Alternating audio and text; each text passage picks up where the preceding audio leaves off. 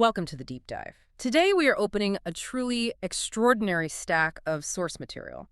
Stuff that connects, current political upheaval, ancient occult history, global conspiracy theories, and specific biblical prophecies about the end of the world. It's quite a mix. It really is a massive synthesis. What we're seeing here is that our sources are presenting this integrated worldview.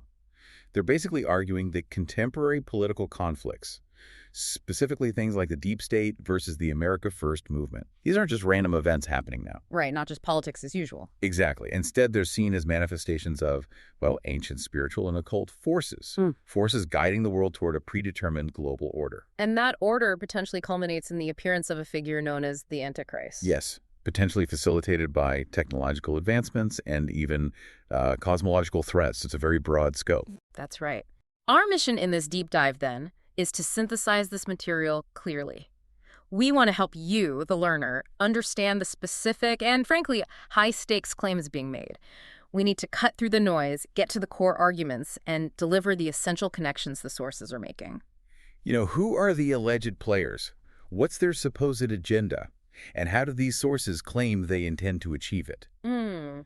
What's really fascinating, I think, is how these sources connect events that most people see as totally isolated, like a contested election over here. Yeah, or like the specific astrological timing for laying a building's cornerstone. That seems so specific. Or the trajectory of an asteroid. They pull all these threads together into one single, coherent, and, profoundly alarming narrative. Okay, so we need to start at the surface, right? With the immediate political battlefield the sources describe before we can dig into the hidden structures underneath. Exactly. Start with the political war zone. Okay, let's unpack this intricate web of claims. Starting with the political war zone, specifically the definition and operation of what these sources call the deep state. Right. The sources are actually highly meticulous in defining this term, the deep state. They're very clear it's not just a political party or affiliation. No, they frame it as something else entirely. They define it as an unelected, extra-constitutional force.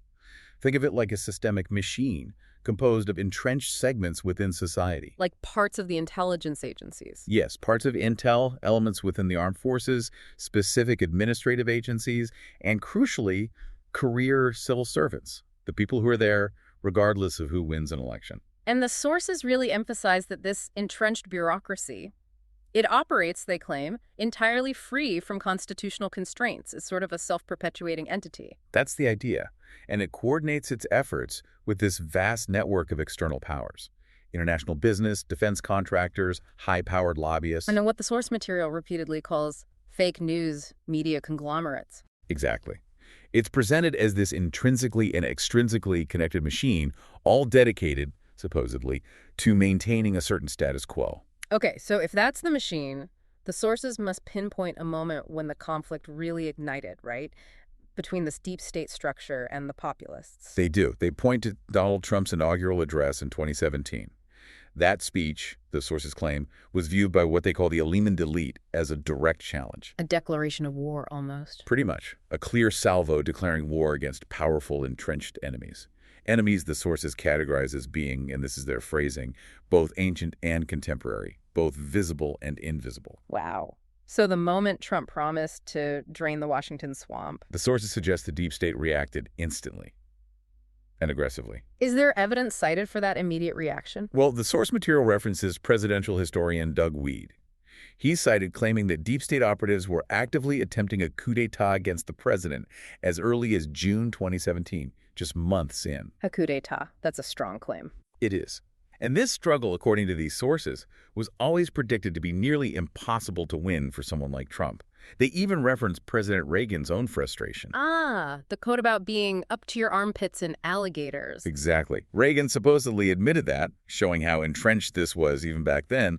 He couldn't fully drain it either. So after the transfer of power in 2017, how did this alleged entrenched force continue to operate? Well, following that transfer, this entrenched political force allegedly coalesced very quickly into what the sources explicitly term a shadow government. A shadow government led by? Led, they claim, by former President Obama and his Organizing for Action, or OFA, associates. This group allegedly commenced functioning immediately as a kind of third-term pseudo-presidency. Okay, help us visualize the nuts and bolts of this alleged shadow government. Where was it supposedly operating from? How was it funded? The sources get quite specific. They claim they were operating from bunkers situated just 2 miles from the White House. Very close proximity. Bunkers, really. And the funding. The funding mechanism was apparently a significant war chest. At the time, it was reported to be around $40 million and growing. $40 million. And what was that money supposedly used for? According to the sources, it was dedicated to a dual strategy. First, continually crafting and pushing Obama-era legacies, often, the sources claim, against established facts or realities. Okay, shaping the narrative. And the second part? The second part was executing a direct sabotage campaign against the new America First agenda, specifically targeting key policy areas like immigration reform, the attempts to replace Obamacare, and border security efforts. And how was this sabotage carried out on the ground? The sources suggest young liberal activists were methodically activated, almost like, and they use this term, Manchurian candidates, programmed to oppose the new administration at every single turn. Street protests, political action. So beyond organizing political opposition, the source material seems to move into specific claims of actual corruption, right? Financial and constitutional corruption engineered by these alleged deep state cohorts. Yes, it does. They outline what they see as a pattern of using government mechanisms to target political opposition. Like what specifically? Things like allegedly disregarding the Constitution to spy on reporters, or using agencies like the IRS specifically to take down political opponents. Okay, those are serious charges. Are there more concrete examples cited, maybe involving finance or foreign policy? There are. The two most compelling claims, in terms of detail provided, relate to the Iran nuclear deal and something called the Residential Mortgage-Backed Securities Working Group. Right, the Iran deal. How exactly do the sources claim the Obama administration secretly laundered $400 million in cash for that? That sounds like something out of a spy novel. Well, the sources detail a very precise mechanism. They allege the $400 million was secretly transferred in physical cash, specifically Swiss francs and euros, not dollars packed onto an unmarked charter jet. An unmarked jet filled with foreign currency. Yes. The destination was Iran, and the purpose, according to the sources, was to seal the 2015 Iran nuclear deal, the Joint Comprehensive Plan of Action.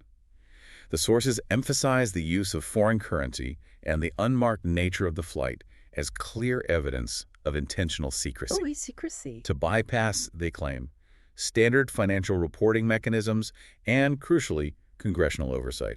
Keep it off the books, essentially. Okay. And the other one, the domestic financial claim. The RMBS Working Group Residential Mortgage-Backed Securities Working Group. That sounds pretty technical. It is technical, but the claim is about a sophisticated redirection of funds.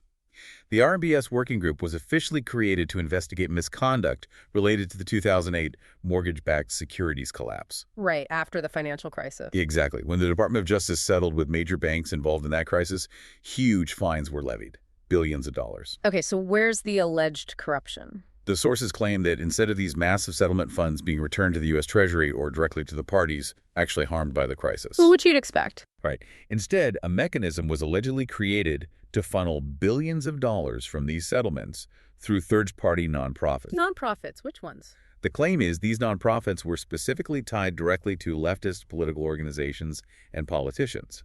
So effectively, settlement money intended as punitive damages for the financial crisis was used, according to the sources, to fund liberal policy promotion and political activism. A kind of stealth redistribution of wealth into their own political machine. That's exactly how the sources frame it. Whoa. Okay, if these sources are presenting an accurate picture, this deep state sounds incredibly entrenched. Reforming it would seem, well, nearly impossible. Yeah. What structural challenges do they identify? The inherent difficulty, the sources point out, lies in the sheer volume and complexity of the bureaucracy itself. Reform efforts are hampered by what they call unhelpful congressional oversight. Unhelpful how? Often enabling rather than curbing these agencies, they argue. Plus, there's the relentless production of new rules and regulations by the bureaucracy itself. It just keeps growing. And what's the real-world impact of all that regulation, according to the sources? These regulations, they argue, function as a massive, kind of invisible stealth tax on the American economy and the American people. A self-tax? How bad? Some sources cited estimated amounts to over $2 trillion annually. Trillion with a T. It's an economic burden created largely outside the normal legislative process. So what's the proposed solution to combat this regulatory monster? The sources mention a couple of ideas. One is mandating a detailed impact analysis for all legislation before a vote, so lawmakers know the real cost. Another, perhaps more significant, is setting sunset deadlines for all new rules and regulations. Sunset deadlines, meaning they expire automatically. Exactly. They'd have to be regularly reviewed and reauthorized, forcing Congress and the agencies to justify their continued existence instead of just letting them pile up forever. That sounds logical, but you mentioned a more provocative suggestion earlier about decentralizing power by scattering federal agencies outside of D.C. Why is that seen as a potential solution? Well, according to the sources, it tackles three big issues at once. First, it directly addresses the centralization of power. You physically disperse the deep state's infrastructure across the country, break up the concentration. Makes sense. Second, it potentially saves substantial taxpayer money. Federal salaries often include a premium because the cost of living in the D.C. area is so high. Moving jobs elsewhere could eliminate that premium. Okay, cost savings. And the third point? And third, and this is maybe the most enticing part for other regions, it would act as a massive infrastructure stimulus to other areas of the country, areas that might feel neglected by the federal government currently centered in D.C. So it's basically an argument for forcibly deconstructing the centralized swamp brick by brick, agency by agency. That's the radical idea put forward, yes. Okay.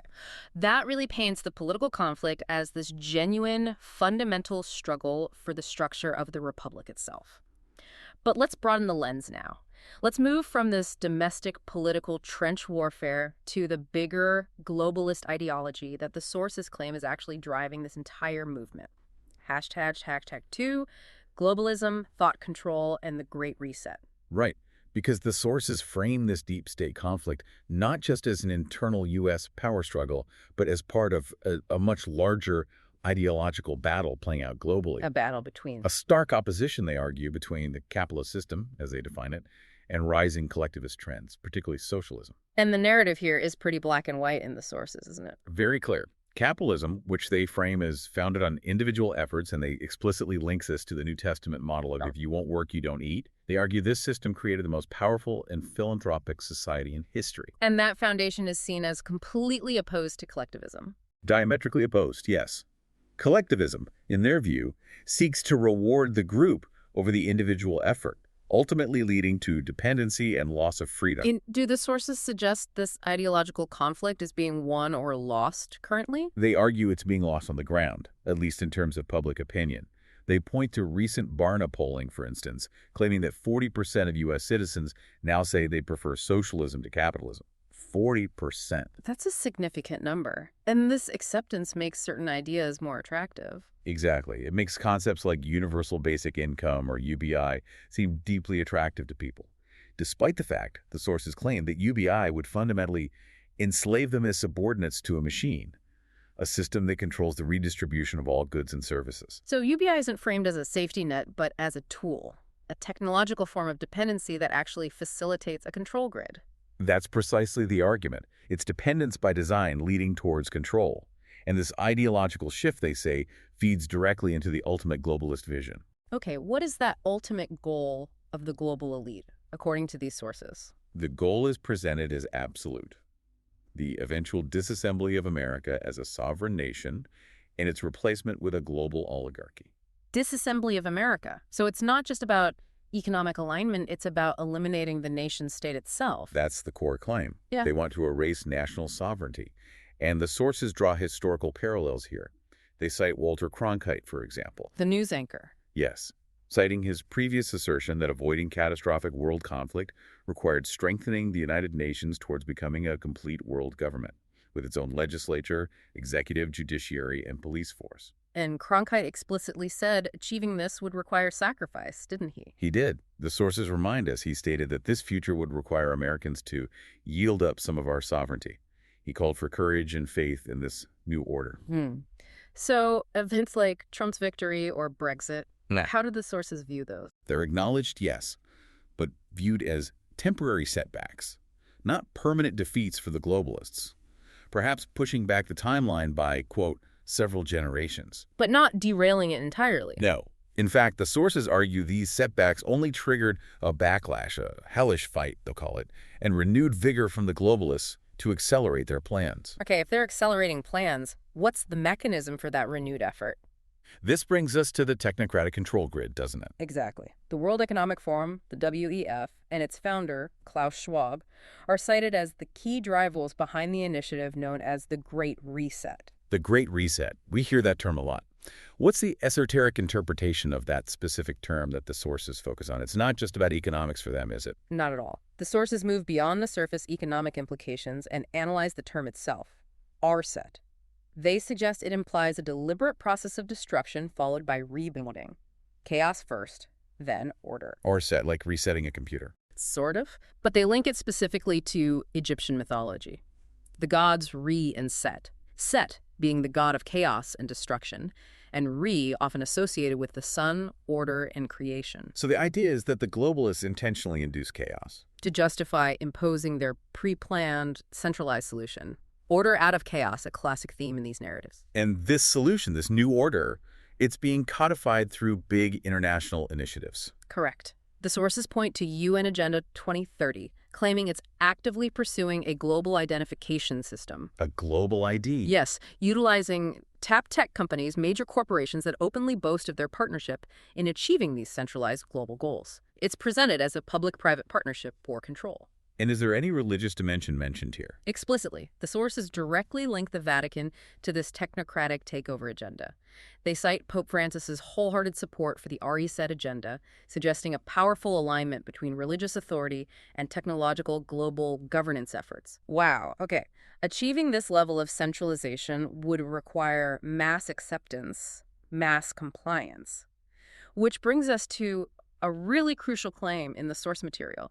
The idea of thought control, the Orwellian analogy. Yes, this is central to their argument about how this is being achieved. How exactly, according to the sources, are the population's minds being homogenized? How is dissent being silenced? They argue that our thinking and even our speaking are being systematically streamlined, homogenized via what they call an Orwellian trinity. An Orwellian trinity. What are the three parts? The big oligarchy, concentrated corporate power, big media, consolidated news sources, and big tech, social media platforms and search engines. This structure, they argue, directly echoes George Orwell's novel 1984. Specifically concepts like the Ministry of Truth. Yes, and the enforced concepts of newspeak and doublethink. These aren't just literary devices for the sources. They see them as active tools being used today. Okay, let's define those concepts clearly as the sources use them. What do they mean by newspeak in the modern context? Newspeak, in this context, is defined as a controlled and deliberately limited language. It's specifically designed, they claim, to curtail free thought and enforce the progressive ideology's new truths. How does limiting language curtail thought?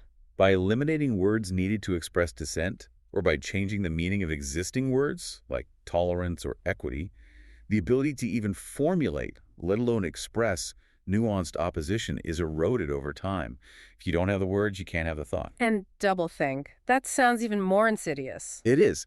Doublethink is described as the required ability to hold two completely contradictory beliefs in one's mind simultaneously and accept both of them as true, often regarding past government actions, shifting narratives, or current policies that don't add up. Like accepting contradictory statements from authorities without question. Exactly. And the sources claim this whole system, the newspeak, the doublethink, is enforced primarily through media consolidation. How consolidated do they claim the media is? The claim is startling. Yeah. 90% of all media content, consumed news, entertainment, everything, is delivered by just 6 massive corporate origin voices. 6 companies control the vast majority of information flow. 90% from 6 sources. That's the claim. Yeah. And the effect, they argue, is that whatever thought patterns accumulate in the public consciousness appear to be organic, or the citizen's own idea, when they've actually been carefully curated and delivered. And this leads to? This leads, they say, to the rise of the cancel mob, a public that self-polices thought and tyrannizes anyone holding dissenting opinions, what they deem the wrong opinions.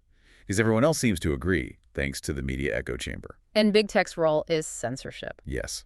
The censorship imposed by big tech platforms is framed as deliberately disproportionate enforcement. It's designed, the sources argue, to squash political opposition more than anything else. How do they justify the censorship, according to these claims? Often, the sources say, by falsely linking opinions they dislike, particularly conservative or non-progressive views, to alleged hostility, hate speech, or potential violence. This provides a seemingly neutral rationale for the immediate removal of content or the deplatforming of individuals. So the whole ecosystem, media shaping thought, tech enforcing boundaries, is designed to be inescapable, creating a manufactured majority mindset ready for global governance. That's the picture the sources paint, a closed loop of information control. Okay, so the drive for this global oligarchy, the sources argue, isn't just fueled by modern economic models or political centralization, but by something much older, ancient, hidden philosophies. This takes us underneath the political surface, doesn't it, into a deeply unsettling section, the alleged occult history of America's founding and its secret destiny. Exactly. This section proposes that the political and ideological battles we've just discussed, they're just the surface waves. The real currents underneath, they claim, are part of a much deeper, long-running spiritual conspiracy. A conspiracy rooted in the nation's founding itself, guided by occult history. That's the assertion. The sources start right with the Founding Fathers. They focus on figures like Thomas Paine, Thomas Jefferson, Benjamin Franklin. What do they claim about them? They claim these key figures were radical deists who explicitly rejected the divinity of Christ. Franklin, in particular, is singled out. He was allegedly a member of the infamous Hellfire Club in England. The Hellfire Club, what was that known for? According to these accounts, it was known for mocking organized religion and, allegedly, conducting satanic rites and sacrifices, though historical accounts vary on the seriousness of their activities. So a very different picture of Franklin than the one we usually get. Very different. And the lineage of this hidden influence is traced even further back by the sources. They claim Sir Francis Bacon, a prominent figure in the English Renaissance, and a Rosicrucian leader. Rosicrucian. An esoteric mystical order. They claim Bacon intentionally unfolded deep occult secrets into the foundations of Freemasonry, which then heavily influenced America's founders. And what was the core belief of these Rosicrucians and other Gnostic groups, according to the sources? They craved forbidden knowledge. The sources allege this led them to worship Lucifer, whom they view not as Satan, but as the angel of light, the bringer of enlightenment, who bid mankind to partake of the tree of knowledge to become as gods themselves. And they connect this to the word demon. Yes, they emphasize that the very etymological root of the word demon means a knowing one or spirit, implying these groups sought knowledge from spiritual entities outside the bounds of traditional religion. Okay, so this secret tradition passed through Bacon to Freemasonry. How does it connect directly to the United States? It connects through the claims of Freemasonic expert Manly P. Hall. He's cited extensively in the source material. What did Hall claim? Hall made the bold claim that secret societies had conspired for centuries to establish the United States specifically as a new Atlantis, a kind of philosophical utopia guided by their hidden principles. A pre-planned destiny for America. Yes. Hall claimed that the destiny of nations is guided by a secret, hidden body, an invisible government, and that a nation survives only so long as it remains true to the secret ideals set by this covert leadership. And this secret destiny, the sources claim it's physically encoded into Washington, D.C. That's a major part of the argument. Washington, D.C.'s design, which was heavily influenced and shepherded by Thomas Jefferson, is claimed to be based entirely on pagan Masonic temple themes. The whole city. The whole layout, transforming the entire capital into, as one source puts it, the first temple dedicated to embellishing with Athenian taste, but meaning pagan Greek and Egyptian principles. Can you give us a specific example? The dedication of the U.S. Capitol cornerstone is cited, right, as a magical ritual. Yes, this is presented as a prime example. The sources claim the cornerstone laying ceremony in 1793 had to be performed at an exact astrological time. What time was that and why? It was timed precisely for when the constellation Virgo, which is strongly associated with the Egyptian goddess Isis, was rising on the eastern horizon, synchronized with the planet Jupiter being in the sign of Scorpio. That sounds incredibly specific. Why that exact configuration? According to Freemasonic experts cited in the sources, this wasn't just for show or human pageantry. The precise timing was deemed absolutely essential to gain the approval of specific spiritual beings or forces. Approval from spirits. Yes. To ensure the building, the nation's capital, was brought into the physical world at the right time to fulfill its intended occult purpose.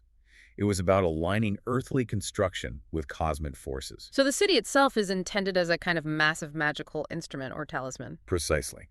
That's the interpretation. The Capitol building itself is called a solar temple, deliberately oriented to the sun on the summer and winter solstices, June 21st and December 21st. And the overall arrangement of the major monuments, the Capitol, the Washington Monument, the reflecting pool that has meaning too. A very specific meaning, according to the sources. They claim this arrangement functions as an engine of imitative magic, sympathetic magic on a grand scale. Okay, break down that imitative magic ritual for us, especially the components forming what they call the circumpunct. Right, the circumpunct, the point within a circle, a powerful occult symbol. The sources describe the components vividly. The Capitol dome, with its circular shape and position, is likened to the womb of the Egyptian goddess Isis. The womb of Isis and the Washington Monument. The Washington Monument, being a massive Egyptian-style obelisk, is seen as representing the phallus of Osiris, Isis's husband. Okay, so the dome is the womb, the obelisk is the phallus. What about the reflecting pool? The reflecting pool, lying between them, serves as a mirror to heaven, connecting the earthly arrangement to the cosmic forces above. Together, dome, pool, obelisk, they form this circumpunct configuration. And what's the ritual this configuration is designed to perform? The ritual, they claim, is the invocation itself. The presidential inauguration ceremony, held near this configuration, is viewed by these sources as the modern equivalent of the ancient Egyptian raising of Osiris ceremony. Raising Osiris? How? The idea is that Osiris's divine essence, or energy, is supposedly drawn down from the sun associated with the god Ra via the phallic obelisk and channeled into the Capitol dome, the symbolic womb of Isis. The result, they claim, is the spiritual incarnation of Osiris Horus, the divine sonking archetype, into the sitting president, empowering him as the leader of the new Atlantis. That is an absolutely immense claim about the foundational purpose and ongoing ritual function of the United States capital city. It's staggering, and this same occult prophecy, this goal of the new Atlantis, is allegedly encoded under the Great Seal of the United States as well, the one we see every day in the back of the dollar bill. The pyramid in the eye. Exactly. The sources focus heavily on the reverse side, the uncapped pyramid with its 13 steps. 13, a significant number. Very significant in Masonic and occult lore. The pyramid itself is described as representing the tomb of Osiris, and also symbolizing an incomplete human society, awaiting its divine ruler or capstone to be placed on top. And the mottos. Novus Ordo Seclorum. Meaning, a new order for the ages. This is linked directly by the sources to the Masons' centuries-old hope for establishing their new Atlantis, their new world order. And the other motto, Annuit Coeptis, usually translated as He favors our undertakings. Yes, but the sources claim the He being invoked is not the Christian god. They specifically identify it as a prayer directed toward the pagan god Jupiter, the Roman equivalent of Zeus, and significantly the father of Apollo. They trace it to a line in Virgil's Aeneid where Jupiter's favor is sought. Jupiter Zeus, father of Apollosiris, and the all-seeing eye. The sources cite Henry Wallace, who was Franklin D. Roosevelt's 33rd vice president and a 32nd-degree Mason, allegedly defending the use of the all-seeing eye. Masons, according to these sources, view it not as the eye of God, but as the eye of Horus, or the eye of Jupiter Osiris. And the claim is that Wallace and FDR were actively influenced by occultists who believed the seal was a prophecy. Yes, that they were influenced by occult advisors, like Nicholas Roerich, who signaled that the seal's appearance on currency meant the time was approaching for the coming of the king of the New World Order, Osiris Apollo reborn, who would finally place the capstone on the pyramid and complete the great work. So the entire seal is viewed not just as a symbol, but as a prophecy in stone, an active invocation intended to guide the national destiny towards this specific occult-driven New World Order. That is precisely the argument presented in the source material. And this deep dive into the occult doesn't just stay in the past with monuments and seals. The sources point to contemporary rituals allegedly practiced by today's elite. Right, this brings us to the Podesta leaked emails and the mention of a spirit cooking dinner. What exactly did those emails reveal, according to the sources? The leaked emails revealed an invitation sent to John Podesta, Hillary Clinton's campaign chairman at the time, for a spirit cooking dinner, hosted by the performance artist Marina Abramovich. Spirit cooking? What is that? The sources explicitly tie this event to an occult ritual, originally founded by the infamous British occultist and self-proclaimed Satanist Aleister Crowley. The recipes for spirit cooking often involve symbolic or actual bodily fluids like breast milk, blood, semen, urine. That sounds grotesque. Was it presented as art or ritual? It's often presented as provocative performance art by Abramovich, but the sources interpret it as a literal occult ceremony. They claim the intent is to generate magical energy or commune with spirits, drawing on Crowley's system of magic. And the source material goes even further, doesn't it? Detailing the contents of Tony Podesta's art collection, John Podesta's brother, a major lobbyist. Yes, they do.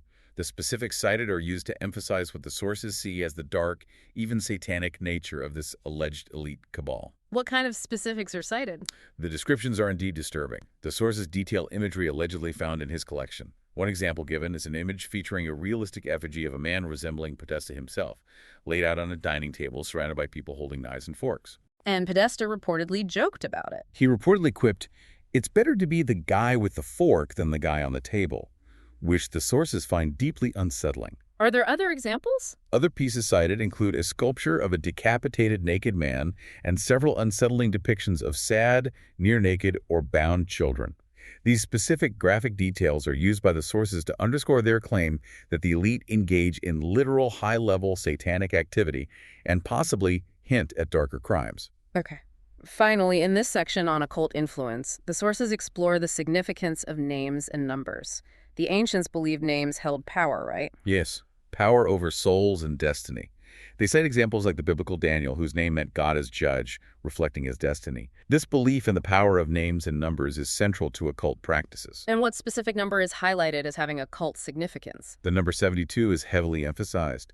It is highlighted in the source material as the highest number in Satanism and archaic sorcery. Why is 72? It's cited as the traditional number of lead devils or fallen angels under Lucifer, the number of goetic demons listed in the Lesser Key of Solomon grimoire, and perhaps symbolically, the exact age at which Aleister Crowley died. And how is this number 72 invoked in a modern political context by the sources? It was specifically invoked in the source material discussing Hillary Clinton's potential 2020 presidential run, as she would have turned 72 that year.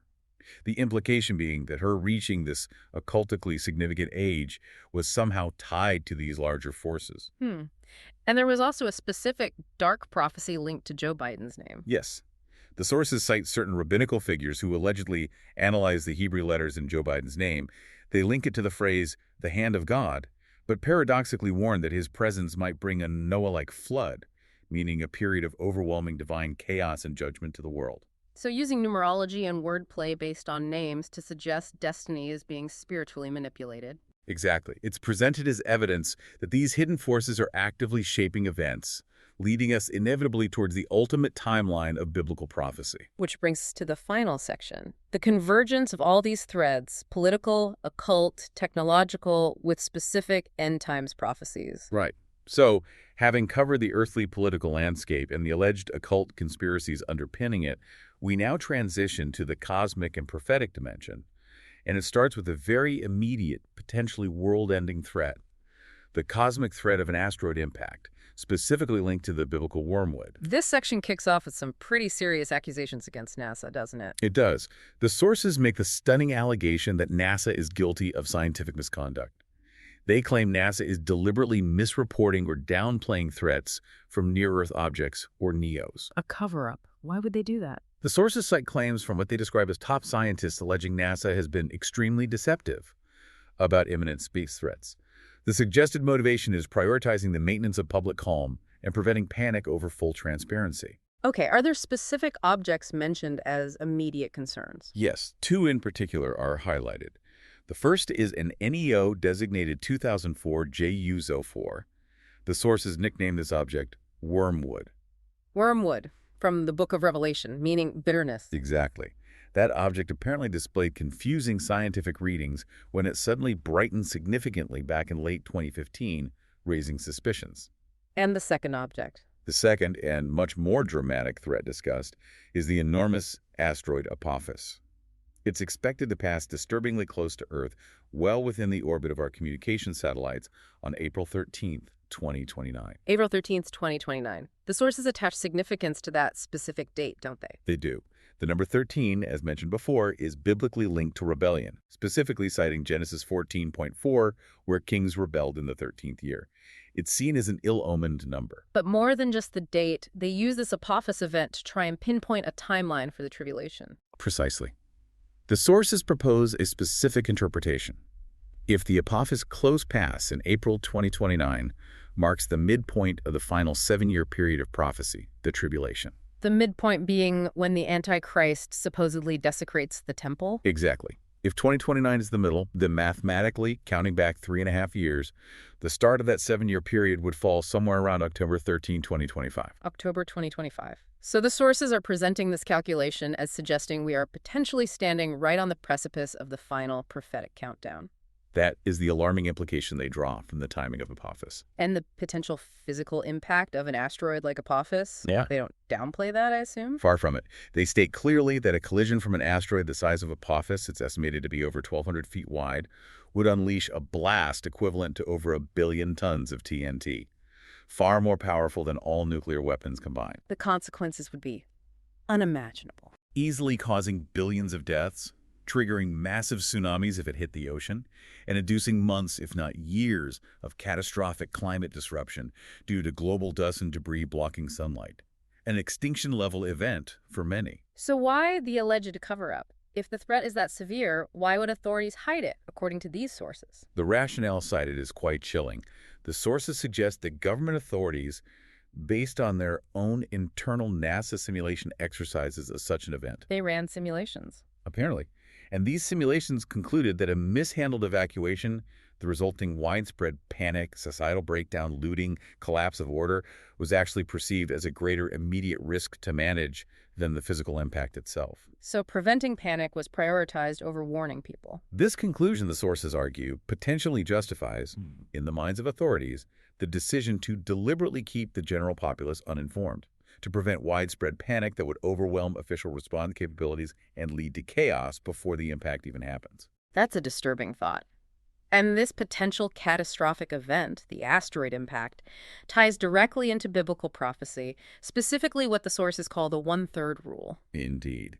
The sources interpret the description in Revelation chapter 8, verses 8 and 9, quite literally. It describes a great mountain burning with fire being cast into the sea. Which they take to mean an asteroid impact. Yes. And the prophecy specifically states this event destroys 1/3 part of the ships on the sea and kills 1/3 part of the creatures living in the sea.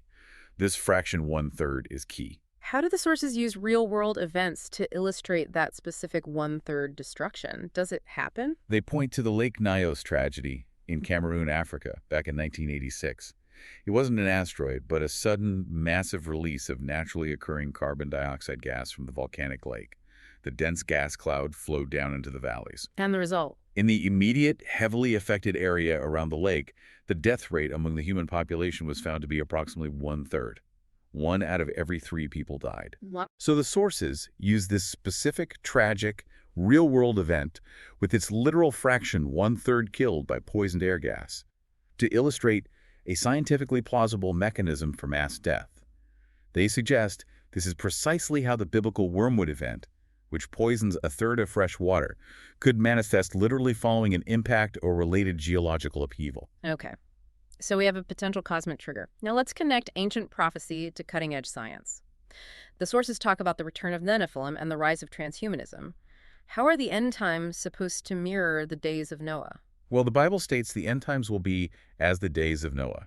And Genesis describes the days of Noah as being defined by powerful fallen angels, called the Watchers in extra-biblical texts, who came down and mingled their seed, their genetics, with human women. Resulting in hybrid offspring known as the Nephilim, often described as giants, beings of great power but also great corruption, who filled the earth with violence. Okay, ancient fallen angels and human hybrids. How does that connect to today? The sources claim that modern science, through the rapidly advancing field and philosophy of transhumanism, is allegedly replicating this very phenomenon, history repeating itself through technology. What exactly do they mean by transhumanism in this context? It's not just about medical advances, is it? No, it's defined much more radically. Not just enhancement, but the wholesale redesign of human nature itself, using tools like genetic engineering, CRISPR, neurological interfaces, cybernetics, fundamentally altering what it means to be human. And what's the ultimate goal of this transhumanist research, according to these sources? The ultimate goal, they claim, borrowing from thinkers in the field,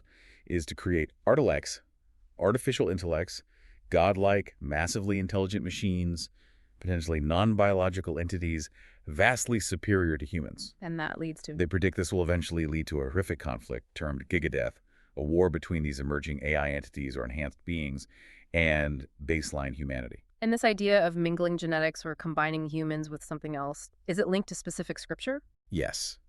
The sources point specifically to Daniel 2.43 in the Old Testament. It's part of a prophecy about the final world kingdom, described as iron mixed with clay. The verse says, "They shall mingle themselves with the seed of men, but they shall not cleave one to another, even as iron is not mixed with clay." How is that interpreted? It's interpreted by these sources as a direct prophecy of transgenic humans, the new Nephilim, essentially.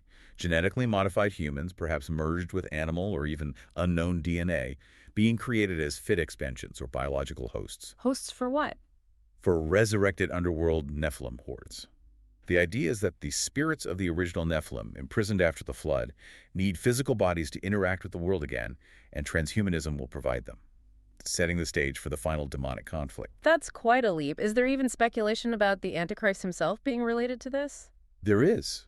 Some sources speculate that the Antichrist figure, who they often identify with resurrected pagan deities like Apollo, Osiris, or the biblical Nimrod, may actually be resurrected or incarnated via this advanced biotechnology. Resurrected using science. Yes. Perhaps facilitated, they suggest, by the potential archaeological finding of Osiris's tomb, which some believe lies hidden at the Giza Plateau. A site the sources note is specifically designed according to the star pattern of the Orion constellation, Osiris's celestial counterpart. Technology meets ancient occult ritual. Okay, so all these converging threads, cosmic threats, technological mingling, occult resurrections, they all set the stage for the rise of the final Antichrist system and what the sources chillingly term the final solution. Right. The man of sin, the Antichrist, is prophesied to emerge onto the world stage as this hyper-charismatic, seemingly brilliant leader. He'll possess an uncanny capacity to articulate and press a compelling global ideology. Seducing the world into a false peace. Exactly. A peace built on his terms, his system. And the sources say he won't operate alone. No. The prophecies describe him being accompanied by another figure, the false prophet. This figure will lead a universal one-world religion. A religion referred to as... Referred to in the sources using the biblical term mystery, Babylon the Great. This global religious system, led by the false prophet, will ultimately enforce the worship of the beast, the Antichrist, and his system. And the consequence for refusing to worship. The result is what the sources explicitly term a final solution, directed primarily against Jews and Christians who refuse to comply. The prophecy states that all who refuse the mark of the beast and refuse to worship his image will eventually be hunted down and beheaded. Beheaded. A chilling echo, as the sources note, of atrocities committed during the Holocaust and by extremist groups today. A very deliberate and grim parallel they draw. And the final piece of this prophetic puzzle, setting the stage for the Antichrist's ultimate act, involves the temple in Jerusalem. Yes. Biblical prophecy, particularly in Daniel and Revelation, indicates that a third temple must be built in Jerusalem on the Temple Mount. Which is currently complicated, to say the least, by the presence of the Al-Aqsa Mosque and the Dome of the Rock there. One of the most contested pieces of real estate on Earth. Exactly. It's a huge geopolitical and religious obstacle. The sources suggest that the catalytic event that clears the way for rebuilding the temple could be several things. Like what? Perhaps a major regional war that results in Israel gaining full control. Or a massive earthquake that damages or destroys the existing structures. Or, some speculate, the specific archaeological discovery of the lost Ark of the Covenant, which would galvanize support for rebuilding its resting place. And once this third temple is built, the Antichrist, having likely facilitated its construction as part of his peace plan, will then enter it and desecrate it. Declaring himself God midway through the 7-year tribulation period, this fulfills Daniel 9.27, the abomination of desolation, and triggers the final, most intense period of global judgment. The Great Tribulation, which culminates, finally, in the ultimate war. Yes. That final period involves escalating global war, unprecedented famine, the previously discussed cosmic judgments like the Wormwood asteroid impact, plagues, and a climactic final military campaign where the armies of the world gather. At Armageddon. At Armageddon, in Israel. Marking the ultimate conclusion of this vast, terrifying, and interconnected prophetic destiny described in the source material. #outro. So we've navigated a truly remarkable, and I think it's fair to say often disturbing, body of claims today. We've moved pretty seamlessly, actually, from the alleged financial mechanisms of the deep state Yeah, things like the RMBS working group funding. all the way to the specific occult architecture of Washington, D.C., supposedly designed to invoke a pagan god like Osiris. Right, the circumpunk, the inauguration ritual. And it all culminates, according to these sources, in a very specific prophetic timeline, one involving potential asteroid impacts, transhumanism, and the rise of a supernaturally empowered global tyrant, the Antichrist. You know, what really stands out to me in the synthesis is the sheer scope of the convergence they present. The sources relentlessly argue that the political chaos, the social upheaval we see, it's not accidental, it's not random. No, it's framed as intentional. Exactly. It's viewed as a deliberate prerequisite for fulfilling these occult and prophetic goals. A kind of engineered order out of chaos, whether you're looking at the number 72 popping up in relation to sorcery. Or the incredibly precise astrological timing claimed for the D.C. cornerstone laying. The core narrative holds that these hidden, powerful forces are constantly working, constantly seeking to impose their will, and actively guide the destiny of nations toward this pre-planned, often frightening conclusion. And the sources maintain that the world's greatest experiment in individual liberty, the American Republic as founded, is currently in deliberate decline. That these forces are actively working to bring the Republic down. Why? To clear the way. To clear the way for a global system. A system based on collectivism, technological control, and ultimately, they argue, allegiance to this coming Antichrist figure. Which really raises a crucial question for you, the learner, as you try to process all this dense and, frankly, challenging material. It does. If, as these sources claim, our collective fate somehow depends on individuals waking up, refusing to be what they call assimilated devotees of this system.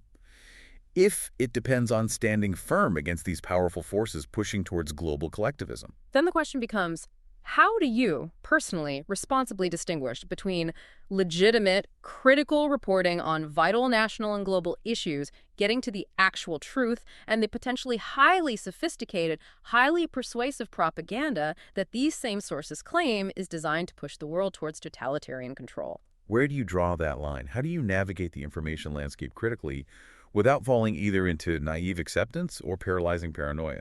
That's the challenge this material leaves us with. Where do you draw the line in your own consumption and understanding of information?